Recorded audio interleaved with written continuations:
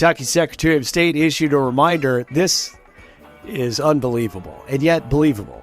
Kentucky Secretary of State issued a reminder that citizens of the Commonwealth are not allowed to vote in the New York City mayoral election. Apparently, a lot of citizens had reached out to his office asking why it wasn't on their ballot. Civics. We need to teach civics. Tom Brady says his dog is a clone of his former dog thanks to a firm he's invested in. I don't know why, but that seems like a really Tom Brady thing to do. As a matter of fact, I think what he's working toward is cloning himself so he can play again in the NFL. A writer named Matt Brown at extrapointsmb.com, I don't know what that is, but he's done a pretty cool public service here.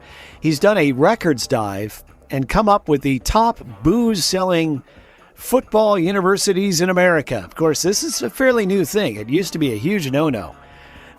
Nobody sold booze at football games. When I was at Wazoo, we would smuggle in an entire bar. We had little Ziploc bags, and every Ziploc bag had a little bit of booze in it, and then everyone would put some of the Ziploc bags into their pockets. And we would drink things called snowshoes, which is wild turkey and peppermint schnapps.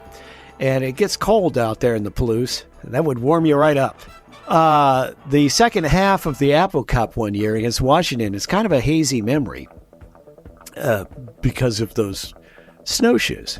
And the reason for that is because we were getting our asses kicked. So it wasn't particularly fun.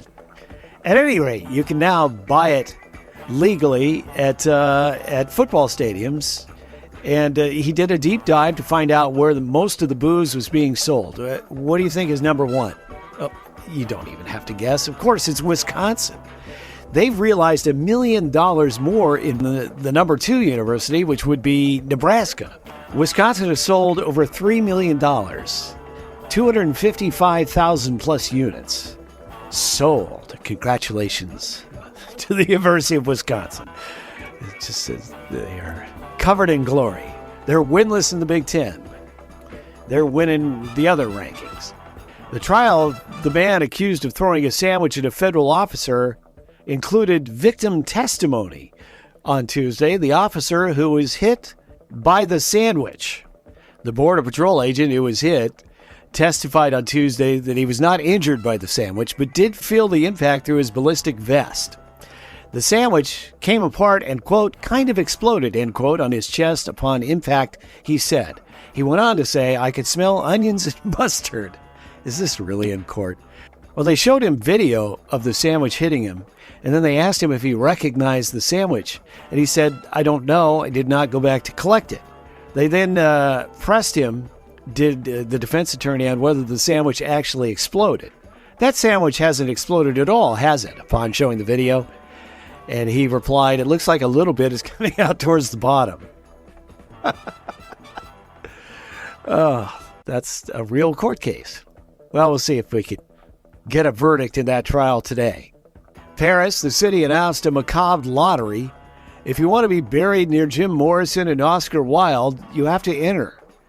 If you win, you must pay for your cemetery plot, plus donate money for repairs to some nearby gravestones. Are we sure we want to be buried for all eternity next to Jim Morrison? I picture him, his ghostly figure in leather pants, holding a bottle of brandy. And this is like latter stage Jim Morrison, so he's all bloated. He's holding a bottle of brandy, and he's going on and on about being the Lizard King. I'm the Lizard King! I can do anything!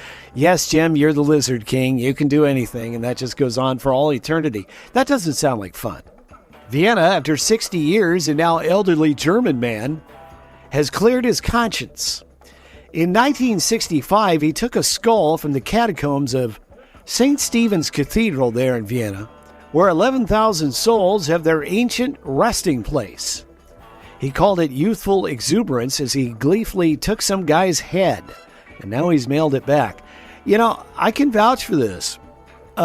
In Dublin, Ireland, when we went, the first visit we had where we broadcast from Jameson, Randy Malloy and I went to St. Michan's Church. I wouldn't call it a cathedral. It was a smaller Catholic church, but hundreds of years old. And they had the catacombs underneath it, and it was part of the tour. and you go down these narrow steps. You kind of have to move your head a little bit. It underscores the fact that people were a lot smaller back then.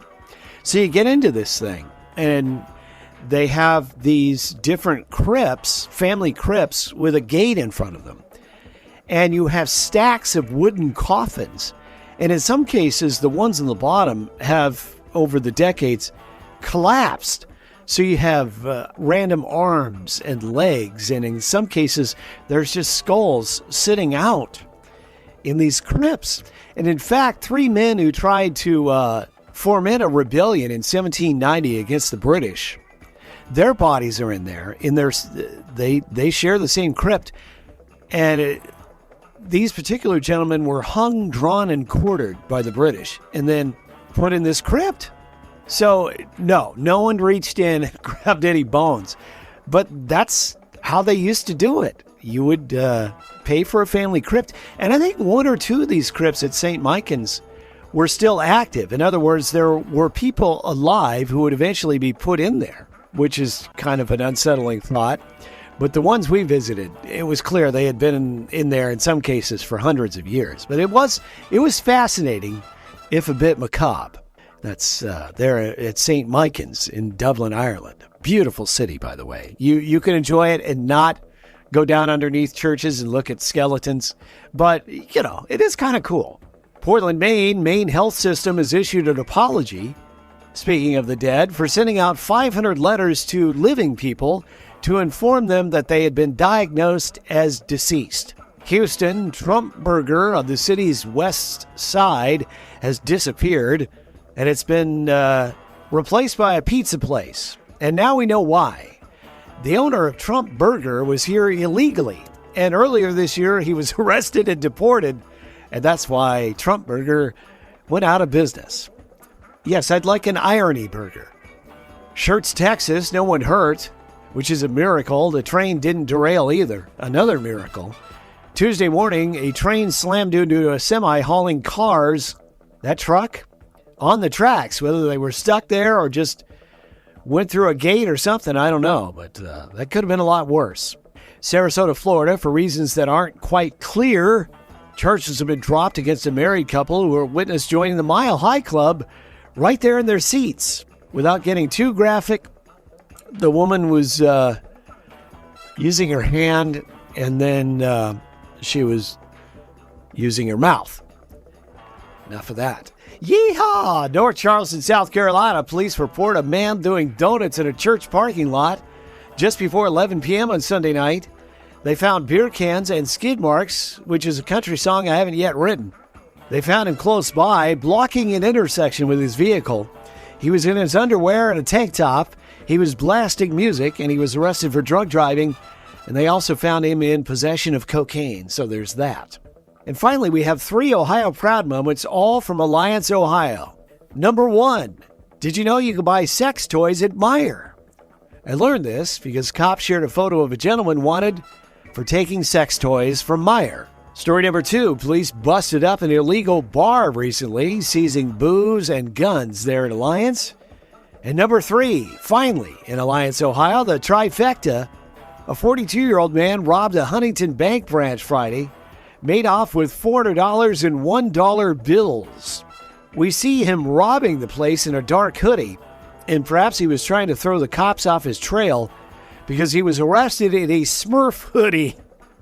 It's very colorful.